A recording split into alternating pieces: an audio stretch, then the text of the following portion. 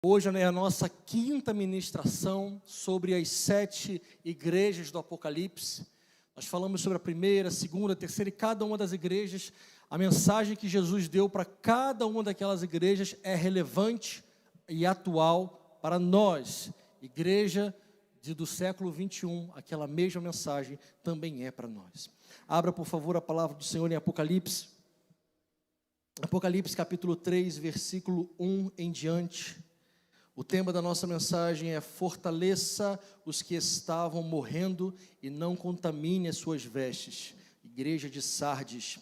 Apocalipse capítulo 3, versículo 1 em diante, a palavra diz: ao anjo da igreja em Sardes escreva: estas coisas diz aquele que tem os 7 Espíritos de Deus e as 7 estrelas. Conheço as obras que você realiza, que você tem fama de estar vivo, mas está morto. Fique vigiando e fortaleça o restante que estava para morrer, porque verifiquei que as obras que você realiza não são íntegras na presença do meu Deus. Lembre-se, pois, de que você recebeu e ouviu, guarde-o e arrependa-se. E se você não vigiar, virei como um ladrão, e você de modo nenhum saberá em que hora virei contra você. Mas você tem aí em Sardes umas poucas pessoas que não contaminaram as suas vestes. Elas andarão comigo, vestidas de branco, pois são dignas. O vencedor será assim vestido de branco, e de modo nenhum apagarei o seu nome do livro da vida. Pelo contrário, confessarei o meu nome diante do meu Pai e diante dos seus anjos, e quem tem ouvidos para ouvir, ouça o que o Espírito diz às igrejas. Fala conosco, Senhor, nós abrimos o nosso coração para ouvir o que Teu Espírito quer dizer a esta igreja. Tens liberdade no nosso coração, nossa mente, nossos ouvidos. Fala conosco através da Tua Santa Palavra, em nome de Jesus. Amém. Fortaleça os que estavam morrendo e não contamine as suas vestes, é o tema da nossa mensagem de hoje. Como sempre fazemos esse rápido contexto histórico anterior, antes de entrarmos nos versículos. Sardes era uma cidade muito rica. Ela também fica na Turquia, inclusive hoje ela tem um nome parecido, Sarte, e ela também está na Turquia. Então das 7 igrejas, 5 que nós já tratamos, elas ficavam muito próximas umas das outras. E o interessante é que essa cidade, em determinado momento, ela foi governada por um homem que até então eu achava que fazia parte apenas da mitologia.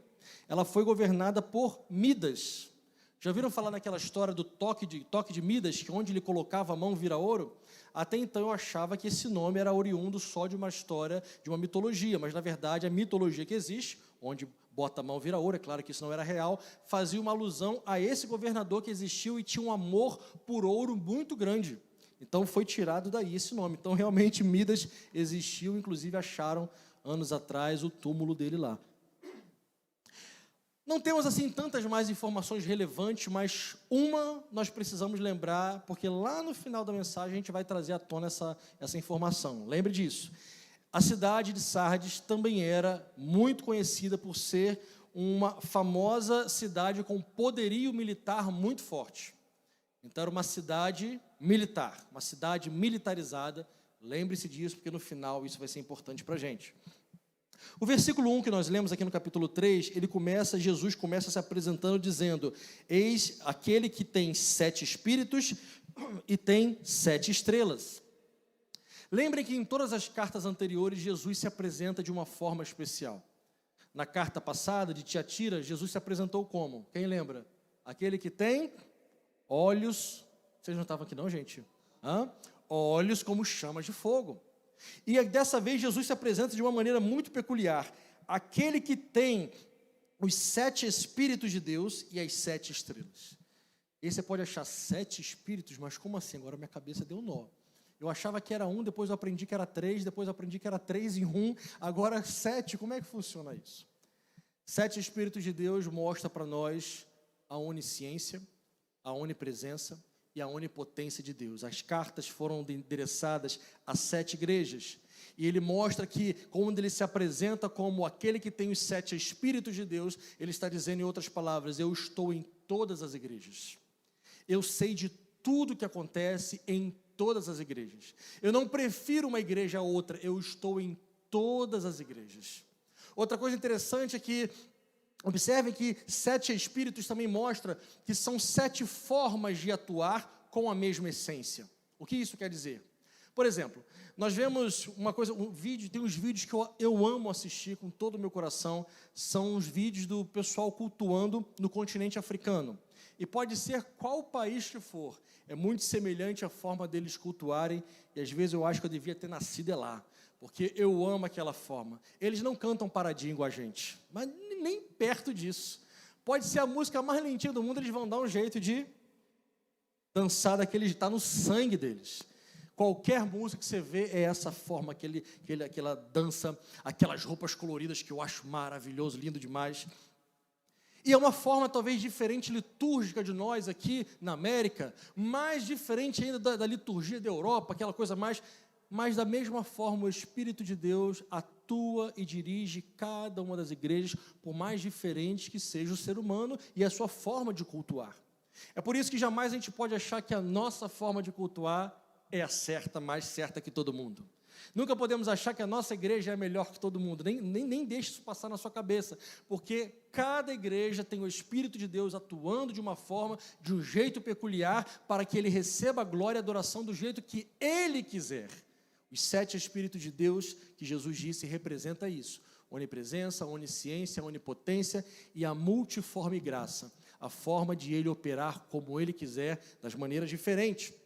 As 7 estrelas, Jesus mostra que são as 7 igrejas. Não vamos ter tempo para nos aprofundar nisso, mas cada vez que Jesus se apresenta de uma forma, é um simbolismo de algo que ele quer tratar com aquela igreja. Aqui ainda no versículo, na segunda parte do versículo 1, Jesus já começa indo na ferida daquela igreja. E ele diz: eu conheço as obras que você realiza. Você tem fama de estar vivo, mas está morto. E aqui no versículo 2 ele diz: verifiquei as obras que você realiza, não são íntegras na presença do meu Deus. Das 5 igrejas, para mim até agora, não chegamos em Laodiceia ainda, onde a coisa aperta muito, mas das 5 igrejas até agora, essa foi a igreja onde Jesus mais apertou. E quando eu li isso, irmãos, eu parei em casa e comecei a orar, e eu pensei assim: meu Deus, eu não sei se existe uma dor maior do que ouvir de ti dizendo que as obras não são íntegras perante Deus. E naquele momento eu tive um momento ali de oração, de reflexão, e eu fiquei pensando que dor deve ter sido, imagino eu, para aquela igreja, para aquele anjo da igreja, ouvir isso do próprio Jesus. Eu conheço as obras que você faz. Observe que esse conheço está presente em quantas cartas? Até agora, nas 5. Em todas as cartas Jesus diz: eu conheço, eu sei o que está acontecendo, eu sei quem é você, eu conheço as suas obras. Na carta de Tiatira, a carta passada, Jesus ele dá ali uma meia volta de parafuso, mas ele fala algo muito tremendo: olha, eu conheço a sua fé, a sua perseverança, o seu amor, eu conheço que as suas obras últimas são maiores que a primeira. E ele começa a falar aquelas coisas que ele conhecia de bom naquela igreja. No final, depois de falar que aquela igreja pecava em tolerar Jezabel, falamos domingo passado, ele ainda disse: conserva aquilo que você tem. Mas para essa igreja, ele não diz nada de bom. Ele diz: eu conheço as tuas obras, igual eu conheço as obras de todas as outras igrejas, porque os 7 Espíritos de Deus, o meu Espírito está pairando em todas as igrejas, mas as suas obras não tem uma que se salve, porque todas as suas obras foram achadas não íntegras perante o meu Deus.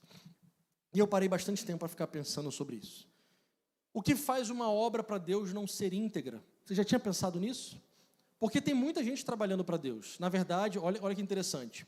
Tem muita gente trabalhando para Deus, mas não é nem perto de ser o suficiente. E Jesus disse que a seara é grande e poucos são os ceifeiros. Por mais que tenha muita gente já trabalhando para o Senhor, ainda é pouco e ainda há muita coisa para fazer. Falamos da igreja passada que eles chegaram, penso eu, à conclusão de que as últimas obras deles deveriam ser muito mais numerosas que as primeiras, porque quanto mais você serve ao Senhor, mais você descobre que não pode parar, porque a obra do Senhor é infinita. Sempre vai ter alguém precisando. Quando o pastor Marcelo leu aqui aquela coisa que Moisés falou: parem de trazer ofertas, eu acho que nenhuma igreja na face da terra hoje diria a mesma coisa que Moisés. Eu acho que é impossível alguma igreja dizer isso. Porque, primeiramente, que nunca vem sobrando. Hoje nós estávamos lá nos Ribeirinhos, e no final a gente vai falar sobre isso, e fiquei pensando assim, né, que Deus ele nunca fala assim para a gente, pessoal, parem um pouquinho, juntem um dinheiro, e assim que vocês tiverem algo bem gordo na conta de vocês, aí eu vou mandar vocês para fazer algumas coisas. Nunca foi e nunca será assim. É sempre mais ou menos assim. Igreja, vocês estão vendo que não tem chão aqui, né? Então tá bom. Então deem o primeiro passo e comecem a caminhar, que enquanto vocês caminham, eu vou colocando chão para vocês caminharem. Geralmente não, todas as vezes Deus faz assim com a gente. Ele nos chama para fazer grandes obras e Ele nunca dá inicialmente o que nós precisamos. Ele vai dando conforme a nossa fé, como Ele fez com Abraão. Abraão, tá vendo esse azimuth aqui, esse rumo? Vai. Aí tu vai, mas para qual terra? Não, tu vai. Aí vai ter uma terra que eu vou te mostrar, lá no caminho. Geralmente, Deus faz isso conosco. Então, por mais que tenha muita gente trabalhando, e muita gente por aí fazendo obras para Deus, muitas obras não são íntegras. E eu fiquei pensando em casa, o que faz obras não serem íntegras? Cheguei a uma conclusão inicial. As motivações. As motivações do coração. É por isso, irmãos, que somente Jesus pode ser o perfeito, santo e justo juiz, porque somente Ele sonda as mentes e os corações. Foi assim que Ele se apresentou para a igreja de Tiatira, aquele que sonda as mentes e os corações. E Ele, ao sondar o coração de muitos que estão fazendo obras para Deus, Ele chegou à conclusão que muitas obras não são íntegras. E eu pensando alguns motivos dentro das motivações, talvez pessoas façam por querer glória para si. Por mais absurdo que isso pareça, existe muitas pessoas que fazem coisas grandiosas para Deus, porque sempre vai sobrar um tiquinho de glória que a pessoa vai pegar para ela. O nome de Deus vai ser glorificado, mas o nomezinho dela vai receber um tiquinho de glória também. Não estou julgando, apenas analisando. Por exemplo, tenho muita dificuldade com igrejas que na placa da igreja tem a foto lá do seu fundador. E penso, para quê? Não vai morrer daqui a alguns anos? Todos nós não somos pó, todos nós não vamos passar. E quando morrer, como é que fica? Apenas uma reflexão.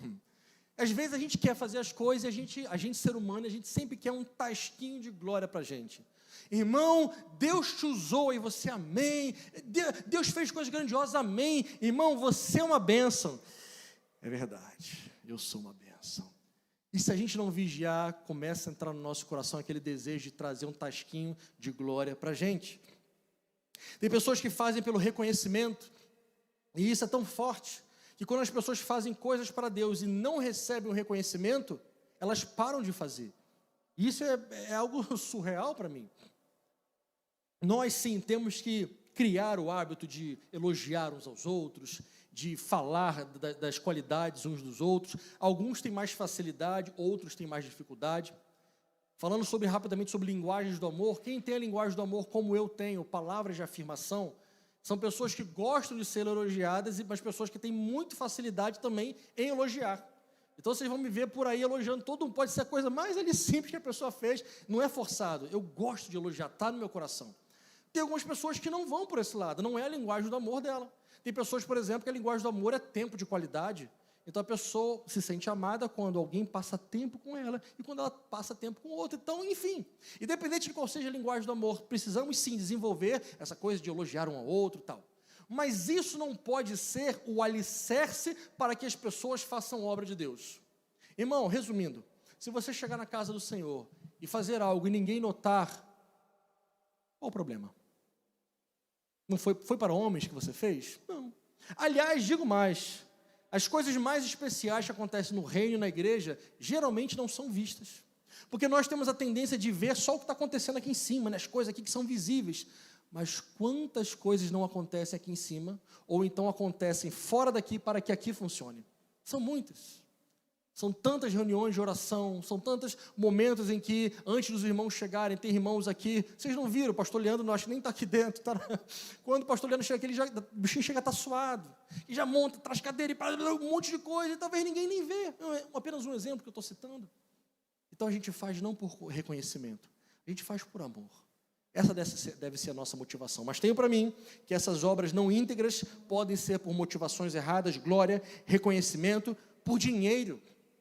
Por incrível que pareça, Há pessoas que servem a Deus com o objetivo de angariar fundos. Tem uma passagem na Bíblia que eu amo. Paulo, ele era uma pessoa colérica. Ele era um sanguíneo. Paulo era um líder nato e ele talvez tinha dificuldades muitas vezes de ficar quietinho no canto dele. Quando ele tinha que dar uma resposta, ele não pensava meio 2 vezes, não. Eu acho que mais para o final da vida dele, ele foi se acalmando um pouco mais. Mas o Paulo vigoroso ali, teve uma história, que não sei se você lembra, que ele estava ali pregando, tal, expulsando demônio, e orava, e o povo era batizado com o Espírito Santo, e aí chegou um enviado do cão e falou assim: quanto é que é?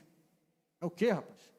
Quanto é que é para você me passar esse poder, para eu ter esse poder também?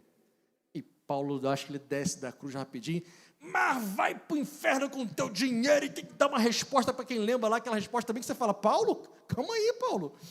Mas ele dá uma resposta: que esse seu dinheiro seja para a tua perdição, Satanás, e pai, xinga o homem, e o homem sai dali tonto. Porque o apóstolo Paulo foi alguém que realmente entendeu que não era para dinheiro que ele serviria ao Senhor. Inclusive, ele fala o seguinte, tem uma passagem que eu amo também, ele diz o seguinte: igreja, eu poderia fazer valer os meus direitos de apóstolo. Isso jamais ali para o final do ministério dele. Eu poderia fazer valer. Ou seja, já que eu vivo para sustentar vocês espiritualmente, vocês deveriam pelo menos me sustentar fisicamente para que eu possa usar o meu tempo para sustentar vocês espiritualmente. Mas eu ainda assim não fiz. E com essas mãos aqui eu não paro de trabalhar fazendo tendas. E estava lá o apóstolo Paulo fazendo tendas para se sustentar. E hoje tem pessoas que fazem coisas para o reino de Deus porque querem um cascaio. Que eles querem um dinheiro. E sabe de uma coisa, irmãos, que eu fico pensando? Você não precisa concordar comigo nesse ponto, pode pensar. Mas, às vezes, sabe quem é o culpado disso? Nós, igreja. Por que nós, igreja? Porque, às vezes, por exemplo, um cantor sobe tanto a cabeça que ele é a última bolacha do pacote, que para cantar por aí ele vai cobrar 40 mil, 50 mil. E sabe qual é o problema? Igrejas vão pagar. Só que não manda 500 reais para o missionário. Não dá R$1.000 para ajudar numa obra social de alguma coisa, mas dá 30, 40 mil para um cantor vir cantar ali uma música. Às vezes ali um cara que é palestrante, pregador, e é bonito, usa umas roupas bonitas, um externo diferente, 20 mil, tá bom, a gente paga 20 mil, vai lá pregar para a gente. Mas não consegue abençoar o irmãozinho que não está conseguindo comprar um gás na igreja. Então, as nossas prioridades enquanto igreja precisam ser reajustadas. Muitas vezes essas pessoas que surgem por aí cobrando para levar a palavra de Deus, às vezes continuam assim, porque nós como igreja sustentamos isso. Talvez além da glória, do reconhecimento, do dinheiro, tem pessoas que fazem por posição, e isso para mim é a coisa mais doida de todas. Você fazer algo no reino de Deus para ter posição, meu irmão, nem faz, porque já está tudo de cabeça para baixo. Falamos há 2 mensagens atrás que em determinado momento, quando Jesus dá ali mais uma reprimenda na terceira igreja, foi onde surgiu o clericalismo, ou seja, ali na doutrina dos nicolaítas, que começava a ensinar a distinção entre algumas pessoas e outras. Irmãos, tenho o privilégio de ser o pastor de vocês. Em nenhum momento sou maior do que nenhum dos que estão aqui, porque entre nós não tem maior. Somos todos iguais, todos filhos de Deus. É assim que Jesus criou a igreja dele. Ele chamou uns para pastores, apóstolos, doutores, mestres, mas em nenhum momento ele hierarquizou isso. Pelo contrário, ele disse: tudo isso que eu chamei vocês para serem é um objetivo só. Qual é, irmãos? Edificação do corpo de Cristo, da igreja. Não é para ter essa coisa de um ministério é mais importante do que o outro. Não é para ter que uma pessoa... Deixa eu ver se eu falo. Vamos nós. Eu tenho muita dificuldade, vamos lá, ai Senhor. Eu tenho muita dificuldade com essa questão de, por exemplo, você ser promovido na igreja. Você começa como obreiro, é promovido a diácono, é promovido a presbítero, é promovido a evangelista, até chegar ao último posto que é pastor. Na verdade, não é mais nem o último posto, porque agora já inventaram mais 2. E depois de pastor, tu vai a bispo, e depois tu é promovido a apóstolo, e se deixar, tu vai a arcanjo. Né? Porque patriarca já tem. Só não preciso dizer aonde. Acho que vocês já sabem. Irmãos, não precisa concordar comigo não, tá? Se você quiser manter aí, a gente vai de mão dada junto para o céu. mas só me permita externalizar essa minha dificuldade com essa questão. Porque eu não consigo enxergar uma hierarquização dentro da igreja. Eu não consigo enxergar uma promoção. Eu só consigo enxergar servos, irmãos. Todos nós somos servos, independente do que façamos.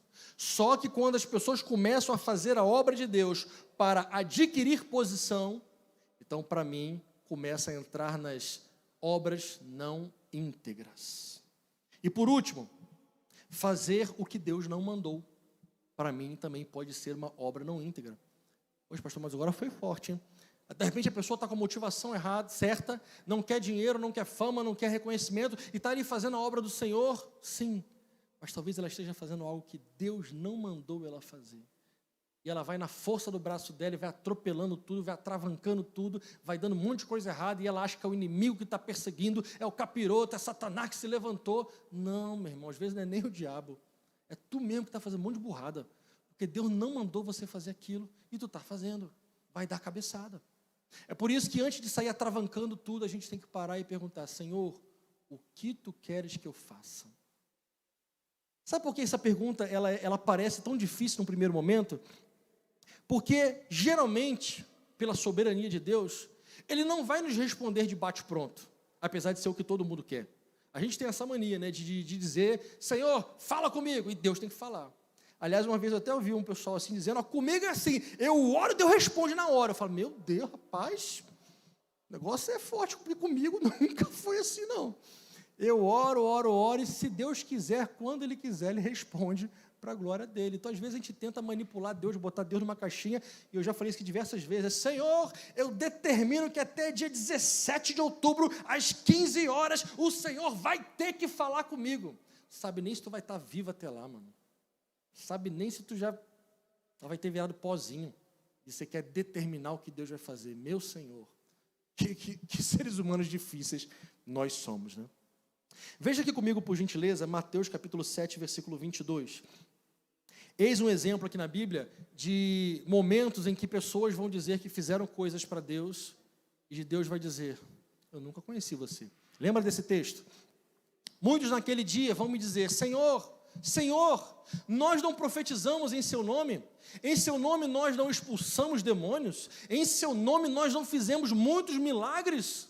Então Jesus lhes dirá claramente: eu nunca conheci vocês, afastem-se de mim, vocês que praticam o mal.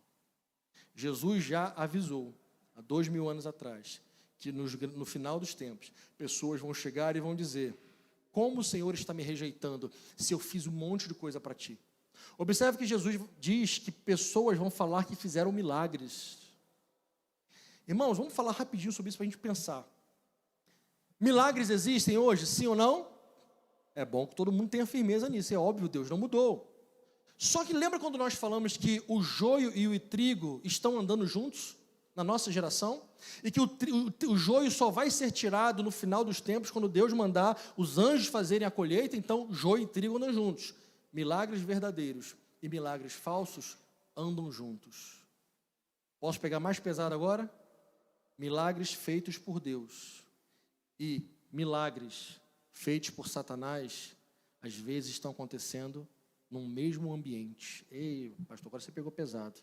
Mas irmão, às vezes Deus está curando, está fazendo coisas do coração dele, mas às vezes o inimigo está cirandando, fazendo coisas para ganhar o coração de pessoas. Eu citei aqui, irmãos, alguns domingos atrás, só estou citando algo público, não é fofoca não, viu? É só você ver lá o documentário na Netflix ou em outro lugar sobre o João de Deus, aquele homem que se declarava João de Deus, que fez milagres e milagres incontáveis lá em Abadia, em Goiânia. Foram incontáveis o número de pessoas que foram curadas, mas foram incontáveis o número de mulheres que foram abusadas ao mesmo tempo. No mesmo dia, aquele senhor lá fazia os milagres, minutos depois abusava de alguém, voltava para fazer os milagres, e isso se perdurou por décadas. Muitas pessoas chegarão para Jesus e dirão: fizemos muitas coisas em teu nome, podemos entrar no céu? E Jesus dirá: nunca conheci vocês. Obras não íntegras.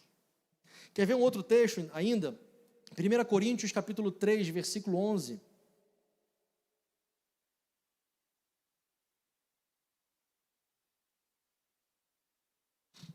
Eu gosto muito desse trecho da Bíblia, ao mesmo tempo tenho muito temor e tremor diante desse trecho da Bíblia. Ninguém pode lançar outro fundamento além do que foi posto, o qual é Jesus Cristo.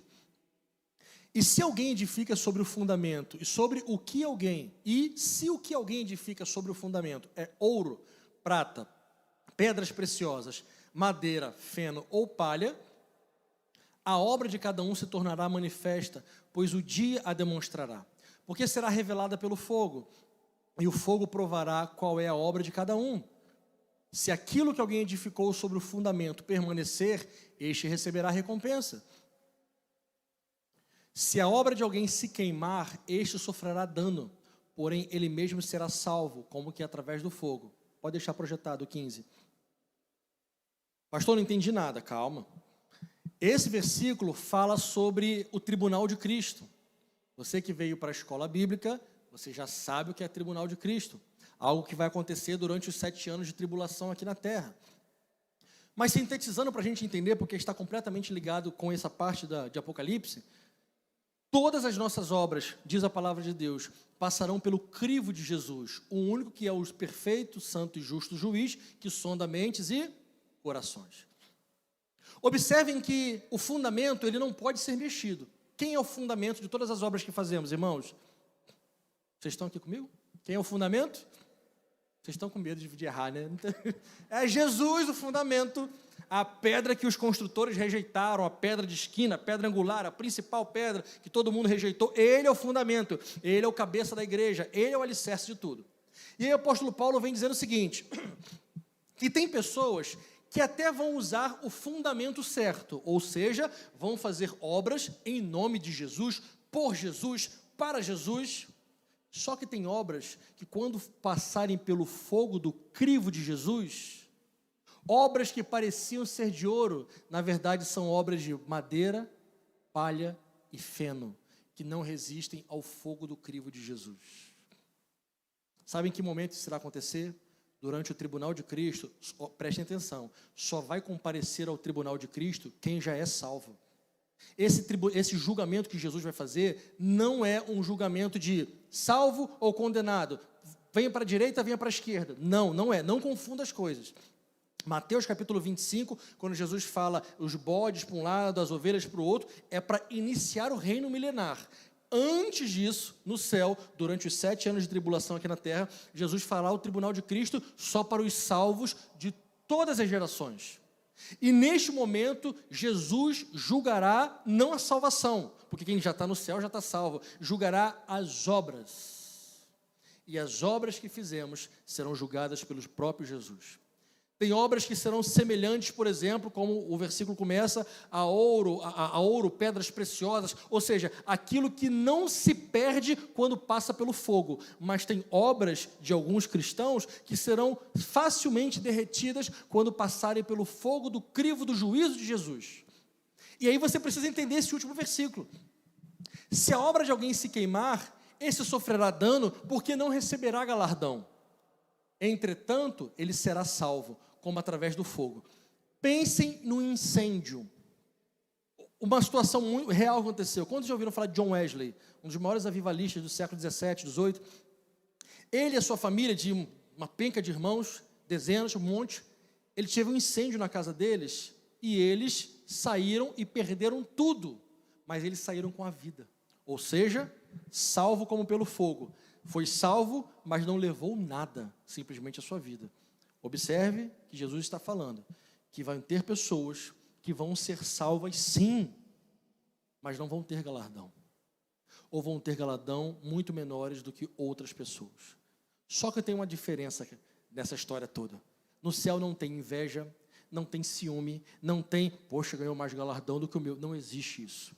Porque no céu nós já estaremos com uma mentalidade completamente diferente, já estaremos com a imortalidade. No céu não entra pecado. Então, mesmo no céu, tendo diferença de galardões, isso não vai ocasionar ciúmes em ninguém. Mas que haverá diferença entre galardões, haverá sim. Pastor, você pode dizer para a gente o que é galardão? Não. Poxa, pastor, você não sabe? Eu não. Eu sei que é recompensa, mas eu não faço a mais vaga ideia do que, na prática, é um galardão. Tem alguns pensamentos para mim, que posso depois compartilhar, mas não posso afirmar, obviamente, porque a Bíblia não diz. Fama. Jesus, ele diz algo para essa igreja muito forte também, irmãos. Você tem fama de estar vivo, mas, na verdade, você está morto. Nessa parte aqui eu fiquei pensando muito sobre isso, muito sobre isso. E eu fiquei pensando na nossa geração, irmãos, onde o que nós mais queremos na nossa geração é ter seguidores. E às vezes a gente pergunta, quantos seguidores tu tem? Eu tenho 1.000. 1.000? Quantos você tem? 5.000.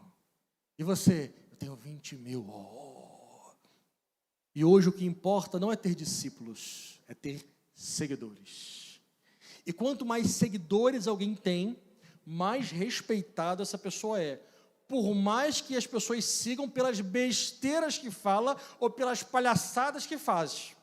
Mas se a pessoa, aliás, vocês sabem que uma das pessoas com mais seguidores do Brasil e no mundo é um comediante. Né? Não desmerecendo a pessoa, claro que não, mas só para avaliar. Que as pessoas não seguem outras porque são referenciais de conduta, referenciais de vida com Deus. Não, irmão, esquece isso. As pessoas seguem quem é engraçado, quem fala palavrão, quem fala besteira, quem é rebelde, e aí as pessoas seguem.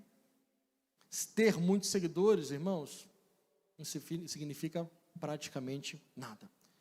Jesus diz o seguinte para aquela igreja: você tem fama de estar vivo.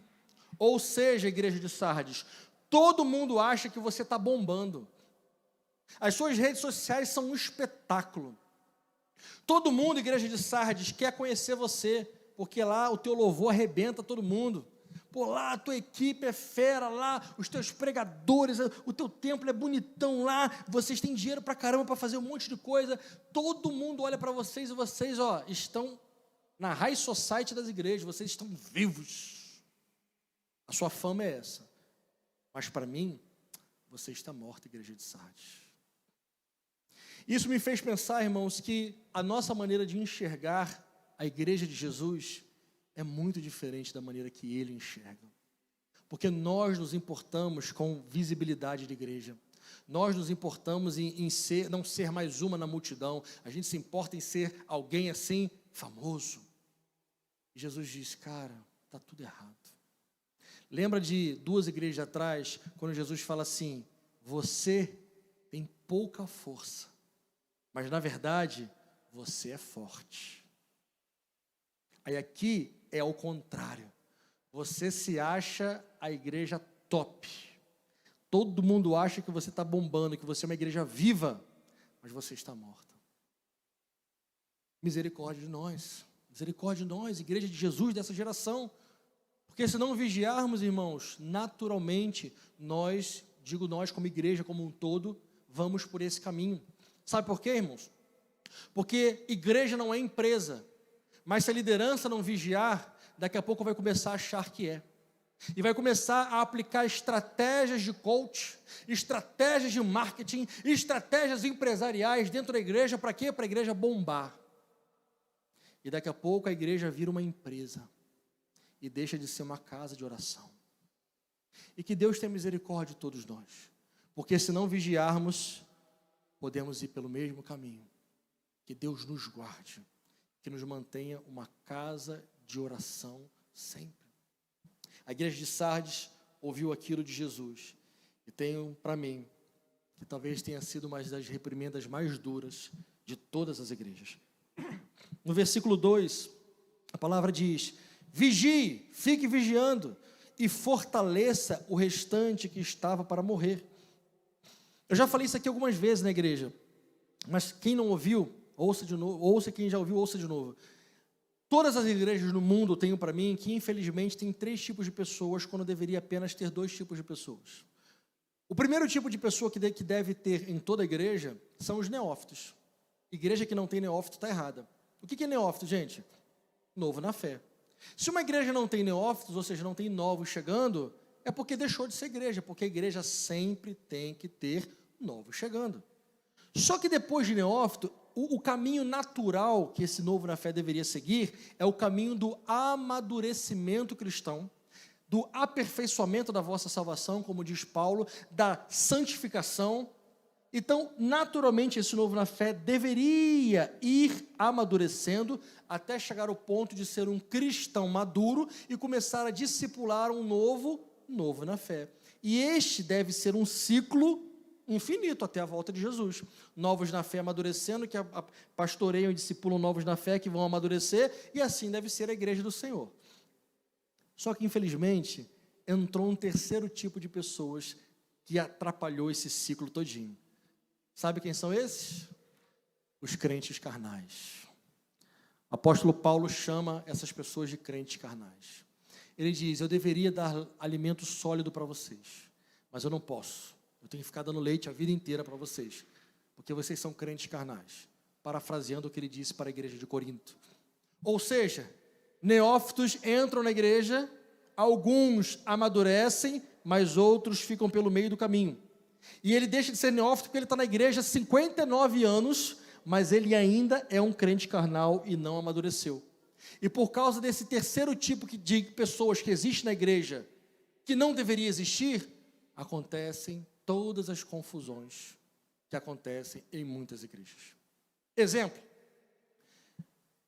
pela misericórdia de Deus, só Deus já tem misericórdia de nós, que eu me lembre, nesses nossos quase 7 anos de existência, para a glória exclusiva de Deus, não me lembro de nós termos tido problemas com fofoca. Não me recordo de nenhum episódio dessa forma, pela misericórdia de Deus. Mas a gente sabe que isso é uma coisa, infelizmente, recorrente em muitas igrejas. E muitas vezes, um crente maduro, por mais que ele ouça algum tipo de fofoca, ele não vai deixar a coisa se alastrar, ele já vai cortar na raiz. Talvez alguém novo na fé, que está aprendendo, que está tendo as arestas aparadas, talvez até se sinta tentado no momento continuar fazendo algo que fazia no mundo, mas vai ter um crente maduro discipulando e ensinando que não é esse caminho. Mas aí no meio de tudo, para estragar tudo, entra o crente carnal bagunçando tudo e fazendo as fofocaiadas toda. E isso é generalizado na igreja do mundo inteiro. Eu estou citando fofoca, poderíamos juntos citar aqui uma centena de outros pecados, né? Por que eu estou dizendo e falando sobre isso? Porque Jesus disse para aquela igreja: fortaleça o que estava para morrer. Na igreja aqui de Sardes, nós vemos 3 tipos de pessoas, muito semelhantes a essas que existem hoje. Nós temos aqueles que já estavam mortos vivos, zumbis. Temos aqueles que estavam na beira de morrer, mas tinham uns poucos que não se contaminaram. Então, na igreja de Sardes, 3 tipos de pessoas. O que Jesus propõe para o anjo daquela igreja e para aquela igreja era: vigiem, se arrependam, consertem o que tiver que consertar e, principalmente, fortaleçam o que estão quase morrendo. Não deixem essas pessoas morrerem espiritualmente. Trazendo para nós, irmãos, sempre vão ter pessoas ao nosso redor que vão estar morrendo espiritualmente e nós sabemos quem é. E sabe qual é o nosso discurso? Eu estou com o espelho na minha frente nesse momento. Às vezes o nosso discurso é: já tentei tanto já. Deixa isso para lá. Não quer saber de Deus, então também? Para lá. E a gente acha isso bonito. Mas Jesus nunca fez isso com a gente. Quantas vezes a gente já vacilou com Deus? Você consegue contar? Óbvio que não. Nem eu. Quantas vezes nós já prometemos para Deus que íamos fazer coisas e não fizemos? Ou quantas vezes dizemos para Deus: nós nunca mais vamos fazer, no dia seguinte a gente faz. E Deus nunca desistiu da gente. E tem pessoas ao nosso lado que estão morrendo espiritualmente. E o que a gente faz? Eu já falei muito já. Deixa para lá. Irmãos, abrindo o coração, eu tenho uma prática aqui, muito assim, já enraizada já, de tentar não deixar ninguém faltar ao culto naquilo que estiver ao meu alcance fazer. A gente manda mensagem, a gente fala. E aí vai chegando um tempo assim que a gente vê que a pessoa não quer mesmo, né? Que você já está sendo até inconveniente já. Aí mesmo assim eu insisto mais um pouquinho ali, só que chega uma hora que eu falar, que sabe de uma coisa? Aí vem uma frase, né, que parece bonita, mas não tem nada de bonito. Eu vou me valorizar. Ah, Senhor. Mas Jesus nunca se valorizou por nós nesse aspecto. Ele se humilhou, se esvaziou, assumiu a forma de servo, foi obediente até a morte, morte de cruz, abriu mão de sua glória. E às vezes a gente, com um espelho aqui na frente, vem com esse papo de eu vou me valorizar. Ah, irmão. Nós não podemos desistir daqueles que estão quase morrendo. Jesus disse para a igreja de Sardes, fortaleça os que estão para morrer. Não deixe esses caras morrer, por favor. Vão atrás deles, ajudem eles. Não deixa eles morrerem. E se você e eu, irmãos, tivermos que abrir mão da nossa vergonha na cara até, façamos isso por amor. Pastor, mas eu já falei 20 vezes para aquela pessoa. Eu já falei várias vezes e ele não quer. Caminhe um pouco mais. Lembra que Jesus ensinou isso? Se te obrigarem a caminhar 1 milha, caminha 2. Se quiserem te levar alguma coisa, dá tua capa logo para levar. Se te baterem numa face, bate na outra logo. E se a gente conseguir colocar isso em prática, por mais, às vezes, desafiador que seja não desistir dos mais fracos e daqueles que estão morrendo, a gente vai conseguir tornar isso algo natural. Só para encerrar essa parte, quando eu pastoreava lá no Rio Grande do Sul, tive uma experiência que eu nunca vou esquecer. Chegou um jovenzinho na igreja drogado, e um dos irmãos lá da igreja falou assim, pastor, bora levar ele para centro de recuperação? Eu falei, bora. Pagamos lá na época, não lembro, R$500, alguma coisa. Foi para o centro de recuperação, ficou uma semana, fugiu. Eu já fiquei R$500 da igreja, mandava para comprar um monte de coisa, pagar conta de luz, dá para fazer um monte de coisa. Tá bom. Trouxeram ele de novo. Pastor, vamos mandar de novo? Bora. Ficou acho que 3 dias, eu acho. Fugiu. Eu já queria esbufetear já o menino. Trouxeram o menino de novo. 3ª vez. Pastor, vamos mandar de novo? Eu falei, vamos. E ele foi. Dessa vez ele ficou 1 dia. Aí eu vim com aquele papo, né? Agora eu vou me valorizar. Eu tenho vergonha na cara? Isso é absurdo. Trouxeram o menino pela 4ª vez. Eu falei, parou, que eu não sou bobo. Pode parar, pode ir embora. Vocês imaginam um pastor fazendo isso? Eu fiz. Parou. E o irmão da igreja ficou assim. Você é pastor, né? Pastor. Eu falei, não, eu sou pastor, eu tenho vergonha na cara. É absurdo. E não mandei o menino, que o Senhor me perdoe, né? Mas o irmão da igreja mandou o menino, do dinheiro dele. Só que ele fugiu de novo. Até que o irmão mandou ele pela 5ª vez. E da 5ª vez aquele menino fugiu e nunca mais tivemos notícia daquele rapaz. E por que essa história me marcou? Porque eu parei no meio do caminho. E aquele irmão da igreja disse, eu não vou parar. E aquilo me incomodou e eu cheguei a achar que ele estava errado. Hoje eu me arrependo e digo, foi eu que errei e feio. Porque, irmãos, aquele menino fugiu 5 vezes, mas tem talvez aqui entre nós, pessoas que já fugiram de Deus dezenas de vezes. E Ele sempre vai atrás da gente para nos resgatar. E se nós pensarmos nisso, nosso coração será fortalecido para nós fortalecermos os mais fracos. Aqui no versículo 3, na primeira parte, Jesus diz, lembra-te do que você recebeu e ouviu, guarde-o e arrepende-se. Muito semelhante ao que Jesus falou lá para a primeira igreja de Éfeso, muito semelhante ao que ele falou para as outras igrejas, o que ele vai falar para a Laodiceia. Lembra que nós falamos que a mensagem central da Bíblia é arrependa-se? De Gênesis a Apocalipse, nós temos a mensagem de arrependa-se.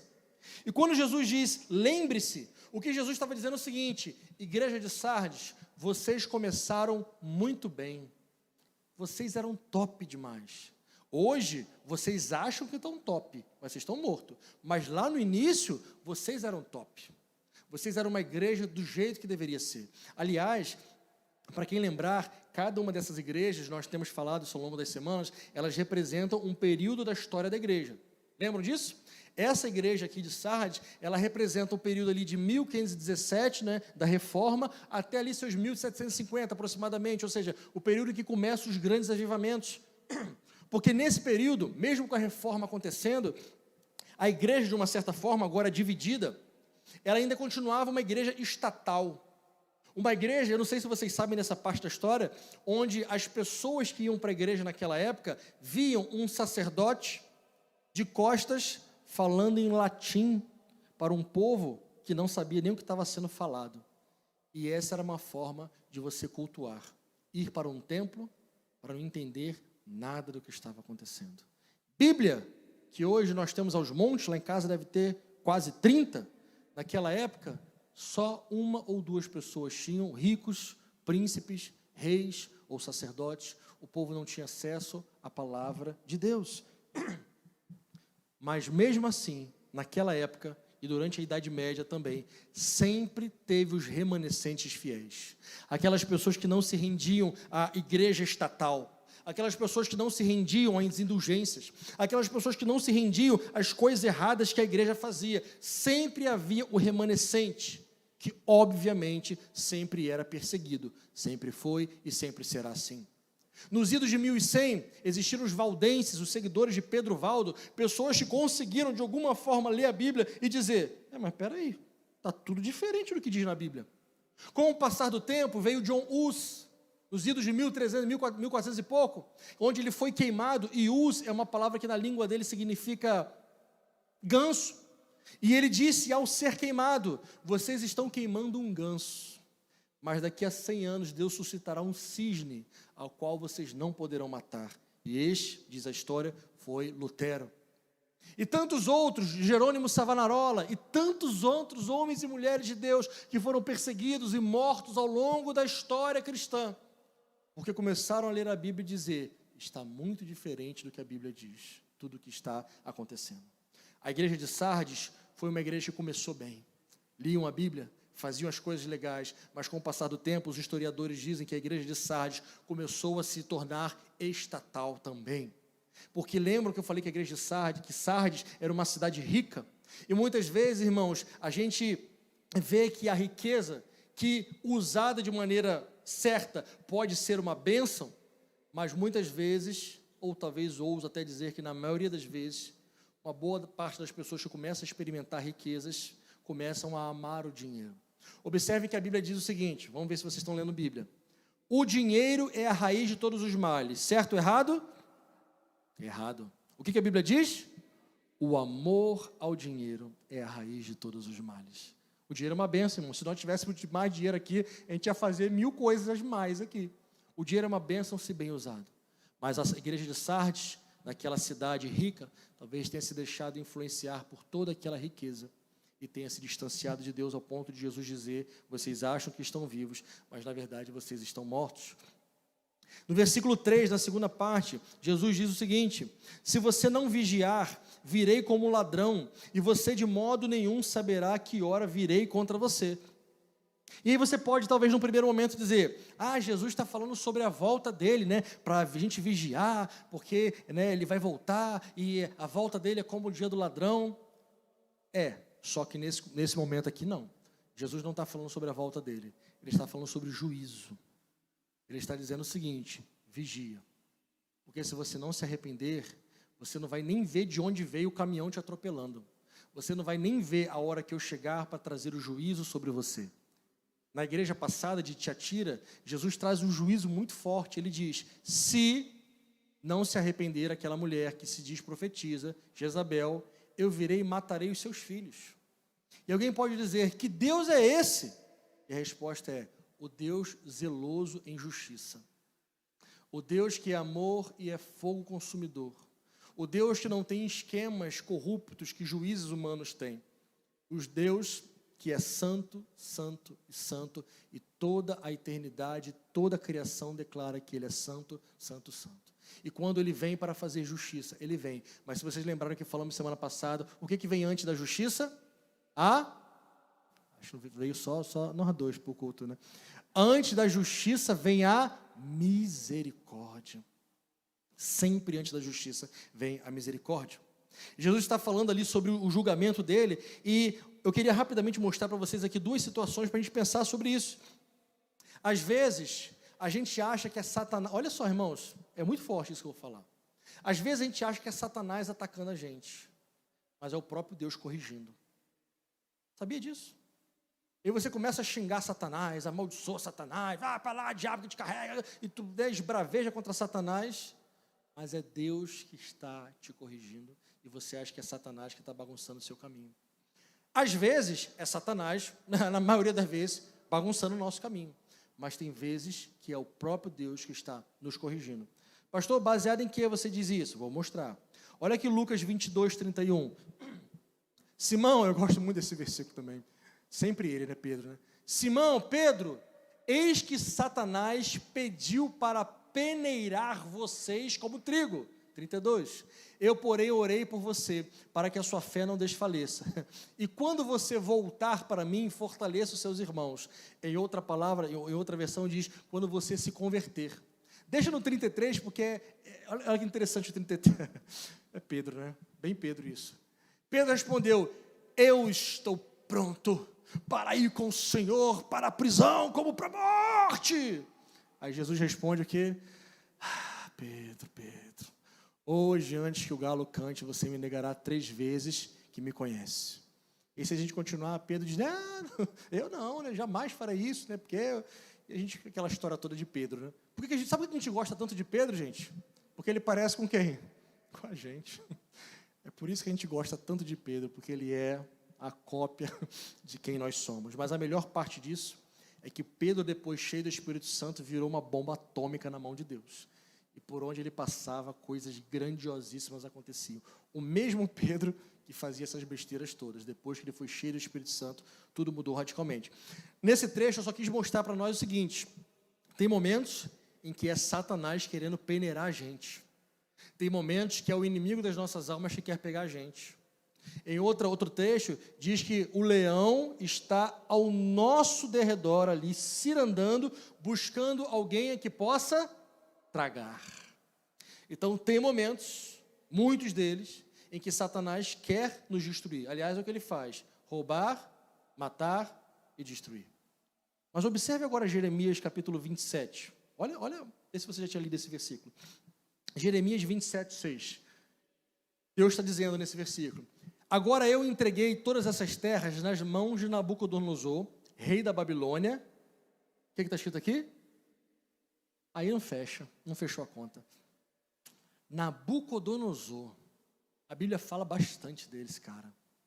Nabucodonosor, meu servo, não, aí eu acho que o tradutor, na hora que passar, ele se enganou, não, irmão, enganou não. Nabucodonosor, meu servo.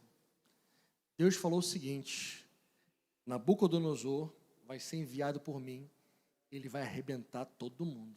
Olha agora o 21, 7. Olha o que diz Jeremias 21, versículo 7.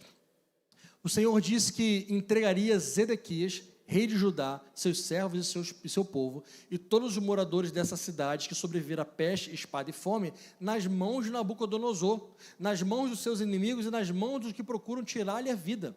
Ele os matará a fio de espada e não os poupará, e não se compadecerá e nem terá misericórdia. Aí Deus vem e diz que esse cara é o seu servo. Ai, difícil fechar essa conta, né? Não é difícil, irmãos. Repito, tem momentos que é Satanás nos cirandando, querendo nos peneirar. E tem momentos que é o juízo de Deus para nos corrigir. E o juízo de Deus para a nação de Israel foi muito forte. Onde você quer chegar com isso, pastor? Quando Jesus, voltando aqui para o texto de Apocalipse, quando Jesus disse, vigia, guarde lá do início que você aprendeu e arrependa-se, porque se você não vigiar, eu vou vir como ladrão e vou trazer o meu juízo. E aí talvez algumas pessoas vão dizer, é o inimigo se levantando. Não, é o próprio Deus corrigindo. Por isso nós precisamos vigiar. No versículo 4, quase caminhando para o fim, versículo 4 diz, mas vocês têm aí em Sardes umas poucas pessoas que não contaminaram suas vestes, e elas andarão vestidas de branco comigo. Quando eu li esse versículo, eu me alegrei e me entristeci ao mesmo tempo. Eu me alegrei porque existiam as pessoas. E por que eu me entristeci, irmãos? Porque eram poucas.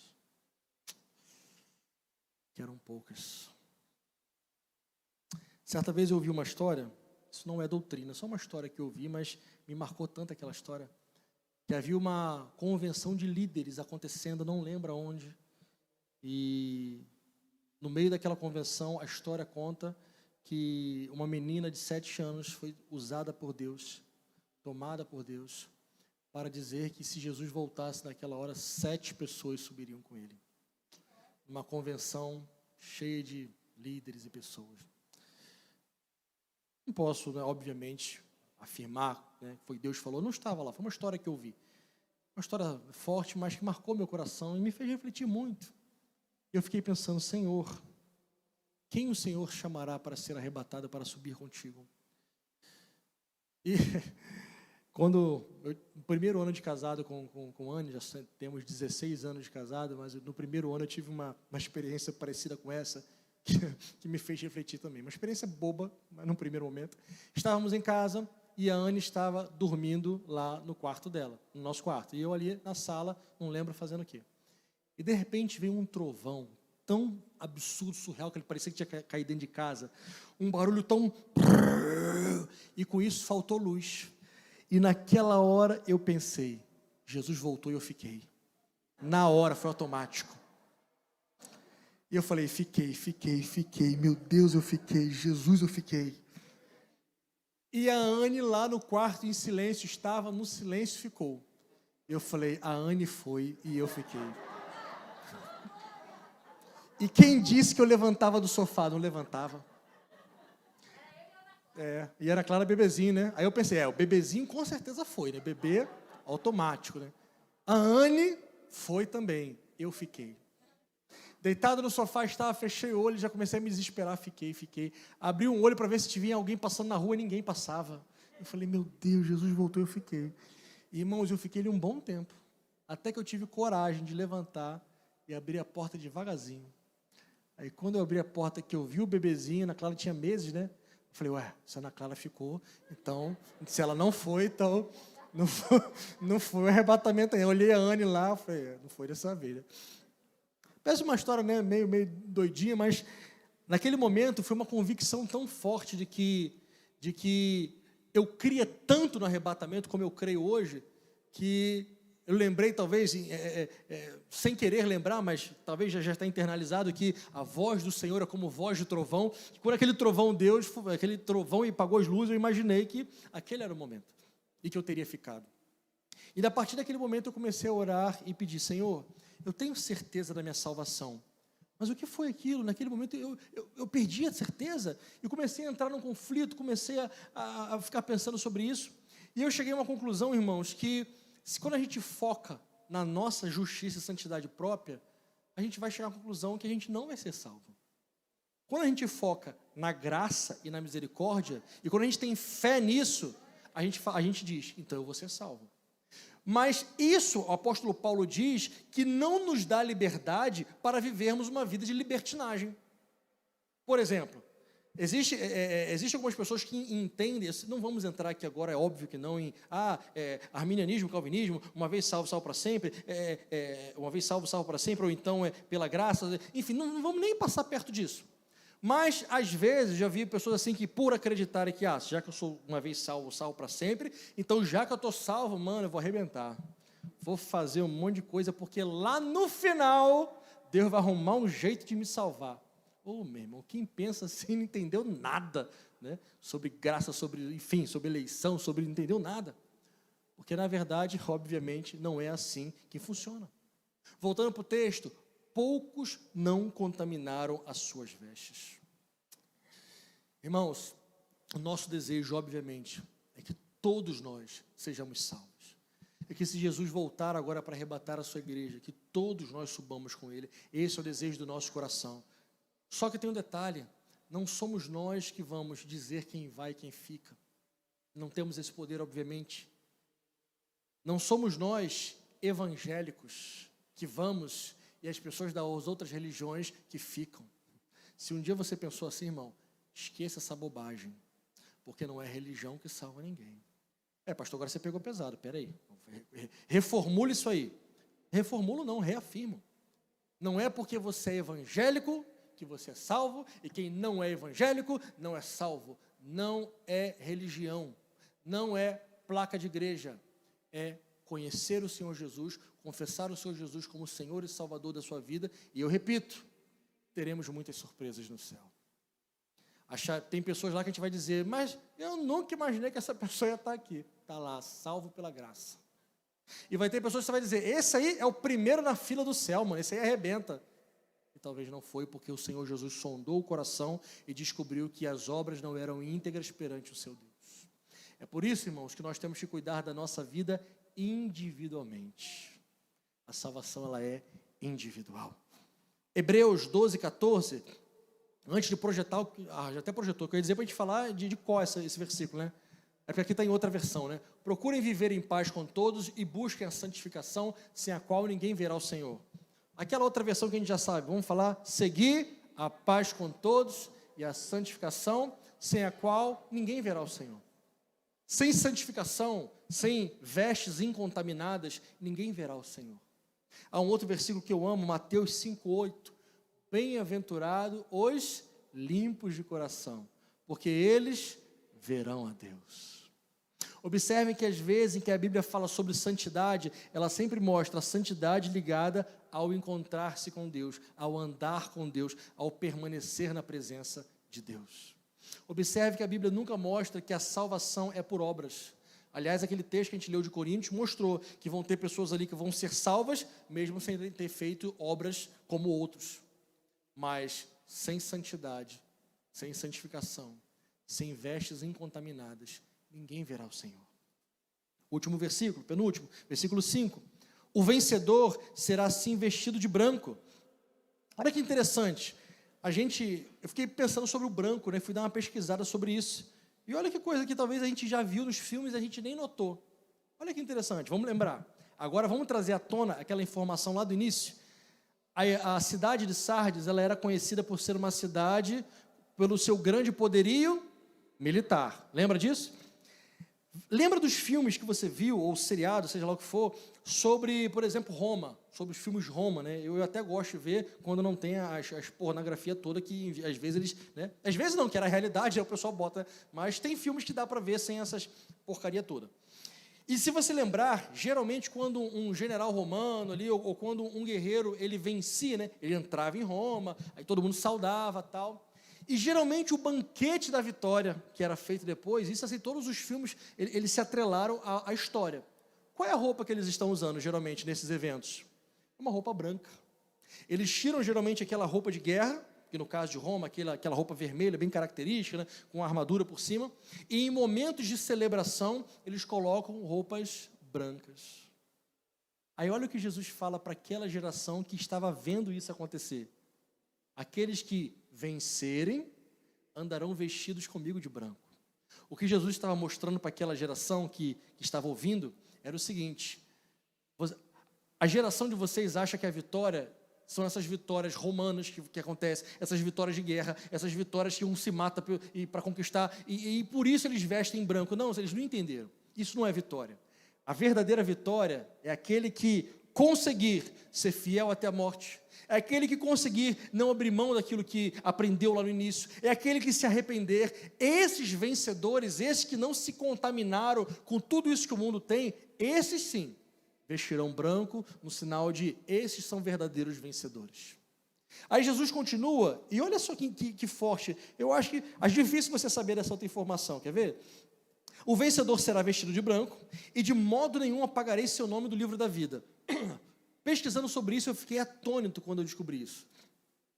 A questão do livro da vida, a gente está acostumado a falar sobre ele desde que a gente é criança. Quem cresceu na igreja já ouve falar do livro da vida. Só que, olha que interessante. Aquela cidade era uma cidade conhecida por seu poderio militar. Não é à toa que Jesus traz esses elementos militares. Sabe como era contabilizado naquela época? Isso é história, aí já não é Bíblia, é história.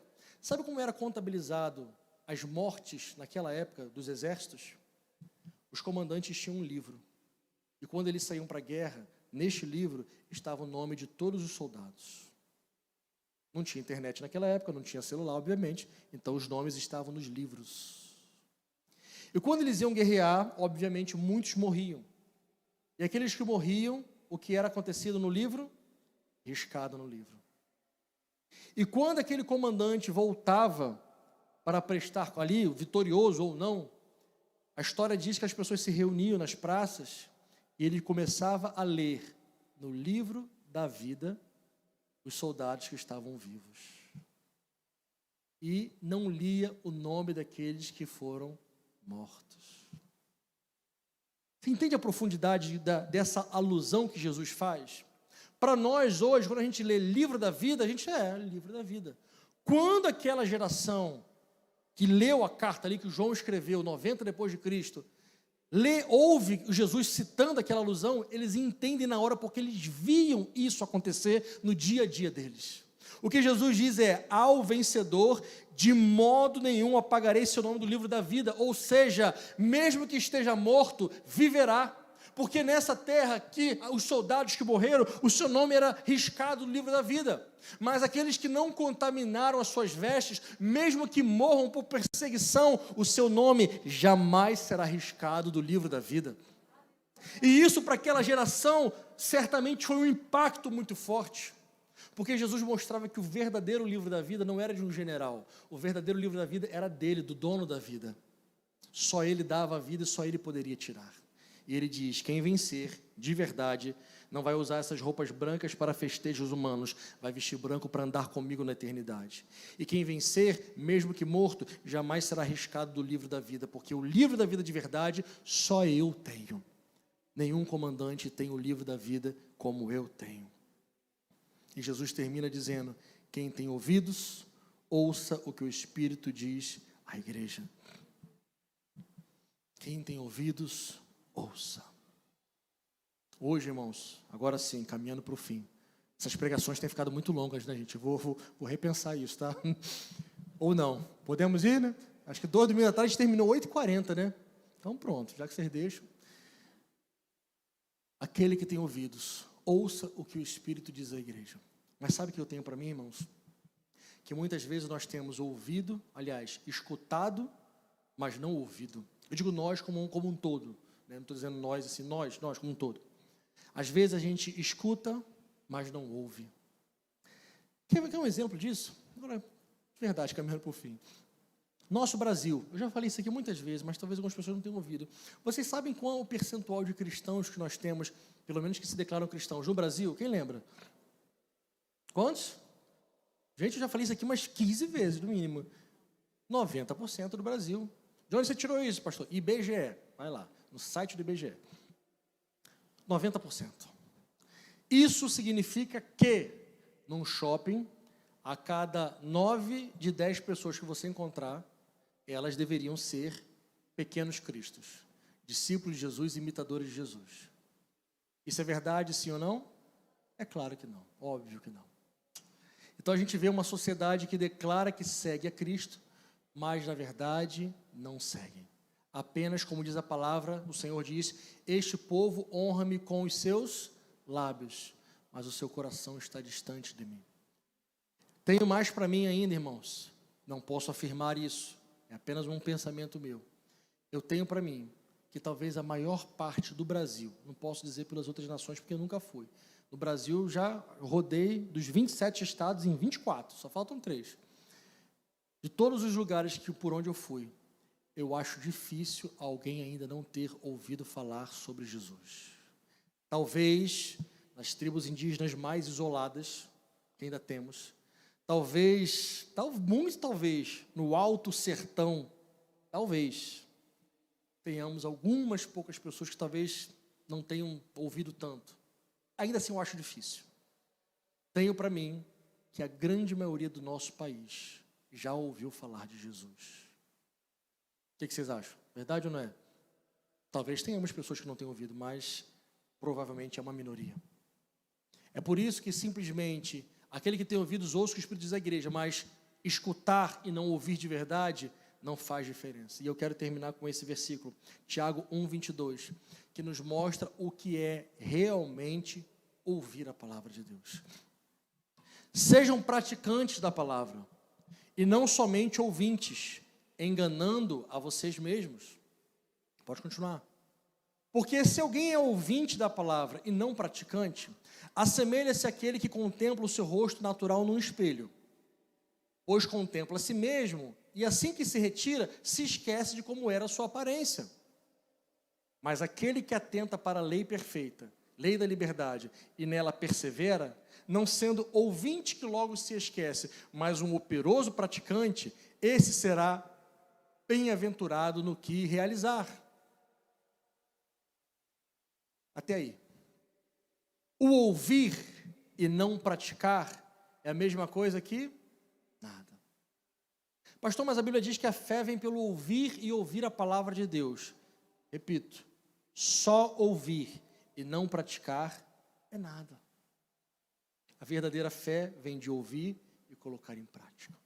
Eu creio, irmãos, que essas 5 semanas, mais de um mês, que já estamos aqui falando sobre as cartas do Apocalipse, eu creio firmemente que foi direção de Deus para a nossa vida.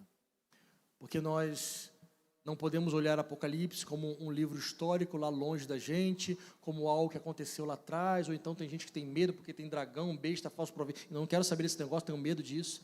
Não, irmãos. Apocalipse deve ser o nosso livro de cabeceira, que aqui há muita sabedoria, há muita palavra de Deus para a nossa vida. E eu quero terminar dizendo o seguinte para nós. Cadê o nosso irmão Rodrigo? Jesus, ele manda a sua igreja se arrepender, vigiar, fortalecer e não se contaminar. Gravamos? Vamos tentar falar juntos? Jesus manda a sua igreja se arrepender, vigiar, fortalecer e não se contaminar.